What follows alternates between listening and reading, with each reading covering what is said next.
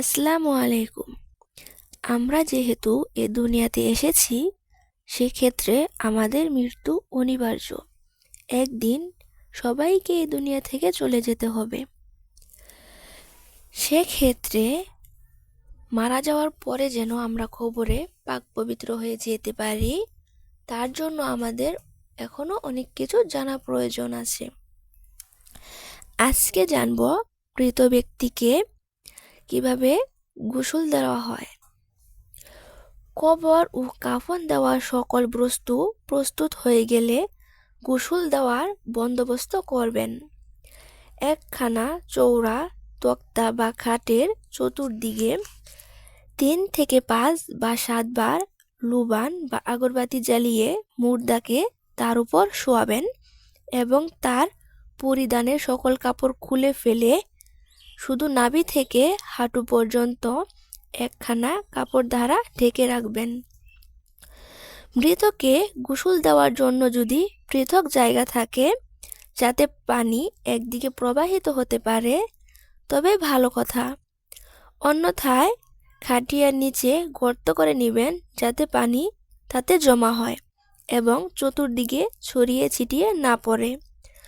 যদি গর্ত না খোঁড়া হয় এবং পানি চতুর্দিকে ছড়িয়ে ছিটিয়ে পড়ে, তবে তাও গুনাহ হবে না।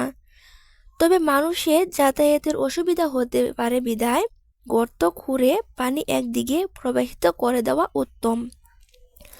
মৃত ব্যক্তিকে গোসল দেওয়ার নিয়ম এই যে, প্রথমে ইস্তেঞ্জা করিয়ে দেবেন। সাবধান, ইস্তেঞ্জা করাবার সময় দুরানের মাঝখানের দিকে ও পায়খানার রাস্তার দিকে দেখবেন না, স্পর্শও করবেন না, বরং হাতে কিছু কাপড় পেঁচিয়ে নেবেন। নাভি থেকে হাঁটু পর্যন্ত ঢাকা কাপড়ের নিচে হাত প্রবেশ করিয়ে প্রথমে ঢিলা দ্বারা পরে পানি দ্বারা ইস্তেঞ্জা করাবেন। তারপর অজুর স্থাপনসমূহ অজুর তারতিব অনুসারে ধুয়ে দিবেন। তবে কুলি করাবার, নাকে পানি দেওয়ার এবং হাতের কবজি পর্যন্ত ধোয়াবার আবশ্যক নেই। প্রথমে মুখমণ্ডল ধোয়াবেন, তারপর প্রথমে ডান হাত, তারপর বাম হাত কনুই গিরাসহ ধোয়াবেন, তারপর মাথা মাসেহ করাবেন। কিন্তু তুলা বা নেকড়া ভিজিয়ে যদি দাঁতের গোড়া ও নাকের ভিতর দিয়ে হাত দ্বারা ফিরিয়ে নেওয়া হয়, তবে তাও জায়েজ। মৃত ব্যক্তির উপর গোসল ফরজ হয়েছিল এমন অবস্থায় যদি সে মারা যায় অথবা হায়েজ নেফাজের অবস্থায় মারা যায়, তবে মৃত ব্যক্তির মুখের ভিতর ও নাকের ভিতর পানি পৌঁছানো জরুরি। গোসল দেওয়ার আগে মৃত ব্যক্তির মুখে ও নাকে দুকানে তুলা বা নেকড়া ভরে দিবেন যেন পানি ঢুকতে না পারে। এভাবে অজু করাবার পর মৃত ব্যক্তির মাথা সাবান, খোলই অথবা অন্য কোনো বস্তু দ্বারা ধুয়ে পরিষ্কার করে দিবেন। তারপর মৃত ব্যক্তিকে বাম কাঁধে শুইয়ে বড়ই পাতা সিদ্ধ গরম পানি দ্বারা ডান পাশের শরীরে 3 বার বা 5 বার পানি ঢেলে ধুয়ে পরিষ্কার করে দিবেন। তারপর ডান কাঁধে শুইয়ে বাম পাশে 3 বার বা 5 বার পানি ঢেলে ধুয়ে পরিষ্কার করে দেবেন। এভাবে গোসল করানোর পর গোসলদাতা নিজের শরীরের উপর টেক লাগিয়ে মৃত ব্যক্তিকে সামান্য একটু বসাবেন এবং গোসলদাতা নিজ হাত দ্বারা আস্তে আস্তে মৃত ব্যক্তির পেট মালিশ করবেন। তাতে পেট থেকে কিছু ময়লা বের হলে কুলুপ করিয়ে শুধু ময়লার স্থান ও ময়লা ধুয়ে দিবেন। পুনরায় অজু বা গোসল করাবার প্রয়োজন নেই। তারপর মৃত ব্যক্তিকে বাম কাঁধে শুইয়ে কর্পূর ভিজানো পানি তার শরীরের মাথা থেকে পা পর্যন্ত সারা শরীরে 3 বার ঢেলে দেবেন। তারপর শুকনো কাপড় দ্বারা সমস্ত শরীর ভালো মতে মুছে ফেলবেন। তারপর কাপড় পরিয়ে দেবেন। বড়ই পাতা অভাবে শুধু পানি কিছু গরম করে তা দ্বারা 3 বার ধুয়ে নিলেই হবে। খুব বেশি গরম পানি দ্বারা গোসল করাবেন না। উপরে গোসল দেওয়ার যে নিয়ম বলা হয়েছে তাই সুন্নত তরিকা।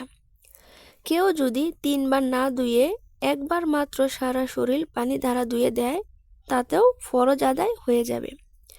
মৃত ব্যক্তিকে কাফনের উপর রাখার সময় মহিলার মাথায় আর পুরুষের মাথায় ও দাড়িতে আতর লাগিয়ে দেবেন এবং মহিলা ও পুরুষের কপালে, নাকে, উভয় হাতের তালুতে, উভয় হাঁটুতে ও উভয় পায়ে অর্থাৎ সেজদার জায়গাসমূহে কর্পূর মালিশ করে দেবেন। কোনো কোনো মহিলা ব্যক্তি আছেন যারা কাপড়ে আতর লাগায় বা তুলায় আতর লাগিয়ে কানের ভিতর দেয়।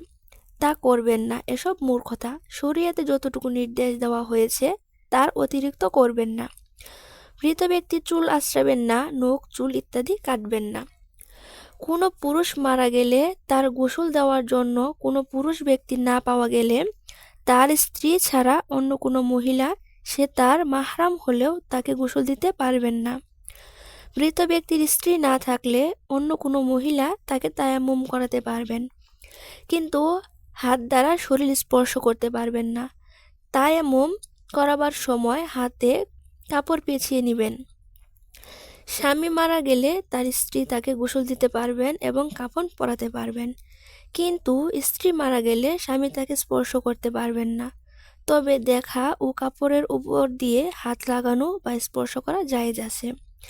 হায়েজ নেফাজরত কোনো মহিলা মৃত ব্যক্তিকে স্পর্শ করা এবং গোসল দেওয়া মাকরুহ তাহরিমি। মৃত ব্যক্তির অধিক নিকটবর্তী আত্মীয় স্বজনই মৃত ব্যক্তিকে গোসল দেওয়া উত্তম, কিন্তু মৃত ব্যক্তির এমন কোনো আত্মীয় গোসল দিতে সক্ষম না হলে বা না থাকলে অন্য কোনো দিনদার পরহেজগার মহিলা গোসল করাবেন। আর মৃত ব্যক্তি পুরুষ হলে অন্য কোনো দিনদার পরহেজগার পুরুষ গোসল করাবেন। গোসল দেওয়ার সময় যদি দূষণীয় কিছু দৃষ্টিগোচর হয় তবে তা কারো কাছে প্রকাশ করবেন না। আল্লাহ না করুন মৃত্যুর পর তার চেহারা যদি বিগড়ে যায় বা কালো হয়ে যায় তবে সাবধান, তা কারো নিকট বলবেন না এবং কারো নিকট আলোচনাও করবেন না।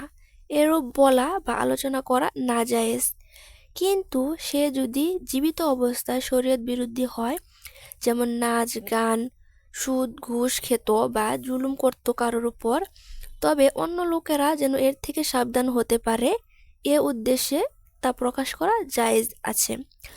কবরী প্রথম খণ্ড, পৃষ্ঠা নং 537।